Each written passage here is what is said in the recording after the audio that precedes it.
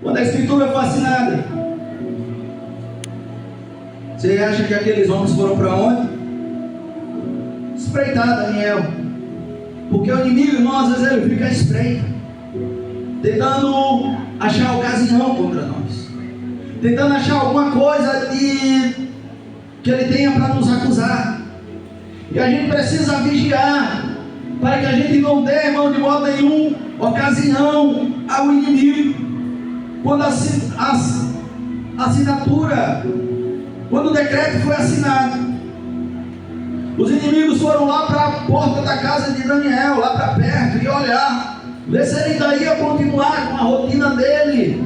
E Daniel era fiel a Deus, Daniel continuou. A Bíblia diz que aqueles homens foram juntos para quê? Para ter testemunha, e para que eles viessem pressionar ali o rei Dário, para que pudesse de fato Daniel ser lançado ali na cova dos leões. Quando eu olho as escrituras sagradas, nos versos de 16 a 23, nós vemos, irmãos, a ação e o livramento de Deus na vida daquele que é fiel. Porque quando a gente é fiel a Deus, o inimigo pode até tentar-nos, pode até nos lançar na fornalha de fogo, mas nós vamos fazer a festa lá dentro, para a honra e glória e louvor do nosso Deus. Os inimigos vão nos jogar e vão queimar e vão morrer, mas e nós, pastor, vamos ser livrados. O quarto homem ainda vai estar com a gente lá festejando, andando e passeando, para a glória de Deus, se a gente permanecer fiel.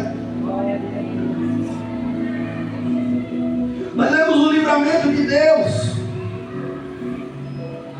porque quando nós olhamos, irmãos, quando a escritura foi assinada aqui, aqueles homens vieram acusar Daniel, e vieram testemunhas, e disseram: olha, rei, não pode mudar a lei dos medos e dos persas não pode mudar. A Bíblia diz bem assim, no verso 14: tendo reouvido estas coisas, ficou muito penalizado, e determinou consigo mesmo livrar Daniel até o pôr do sol, e se empenhou para salvar. O rei tentou, mas o rei não poderia ir contra a palavra que foi escrita, contra o interdito. Alguém pode até perguntar como o rei não consegue livrar um homem, porque a lei dos medos, irmãos, e dos persas, quem tinha que cumprir primeiro era o rei. Era ele, e ele, diante do decreto, ele não pôde livrar Daniel, mesmo ele querendo, mesmo ele tentando. Já havia um decreto, já havia algo assinado, uma sentença assinada ali, para aquele que não fizesse segundo a lei que foi sancionada. Então, quando nós olhamos, irmãos, a gente vê que Daniel foi lançado sim na cova dos leões. A Bíblia diz: então o rei ordenou que trouxesse a Daniel e o lançasse na cova dos leões. Disse o rei a Daniel: o teu Deus, a quem tu continuamente serve, que ele te livre. Irmão, mesmo com a vontade de livrar Daniel, o rei não conseguiu. E contra a sua vontade, o rei mandou lançar Daniel na cova dos leões.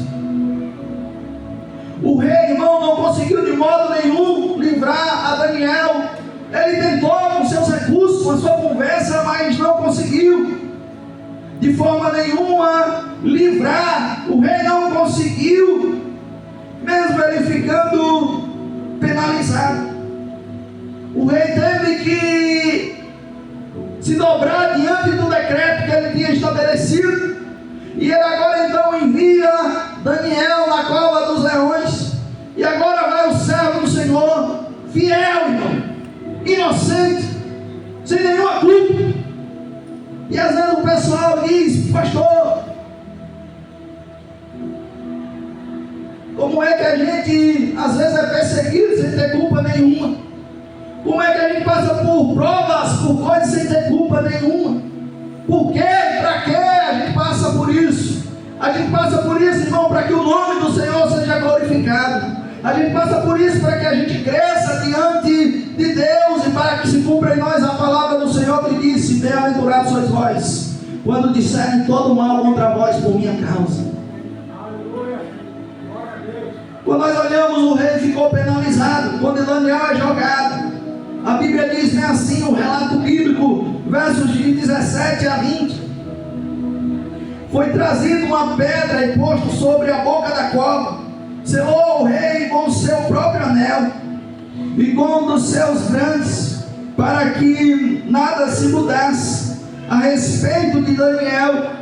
Então o rei